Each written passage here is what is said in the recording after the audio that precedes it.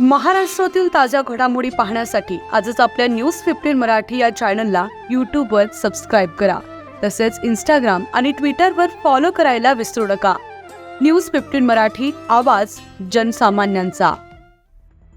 जिल्हा परिषद शाळेचे बीएलओ शिक्षक कमी करून खासगी संस्थेचे शिक्षक बीएलओ घ्या.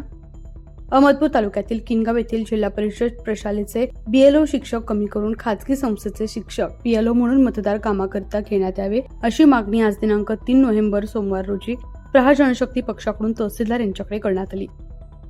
किनगाव येथे जिल्हा परिषद प्रशालेत इयत्ता 1ली ते 10वी वर्ग असून शिक्षक संख्या 10 आहे. प्रशालेत एकूण 350 विद्यार्थी शिक्षण घेत आहेत, परंतु या प्रशालेतील 5 शिक्षक बीएलओ मतदान अधिकारी म्हणून कामकाज देण्यात आले आहे. त्यामुळे प्रशालेतील विद्यार्थ्यांचं शैक्षणिक नुकसान होत आहे व पालकांमध्ये गैरसमज होत आहे की शाळेत शिक्षक उपलब्ध राहत नाहीत कारण त्यांना बीएलओचं काम दिलेलं नाही, असा पालकांमध्ये आणि विद्यार्थ्यांमध्ये गैरसमज निर्माण होत आहे.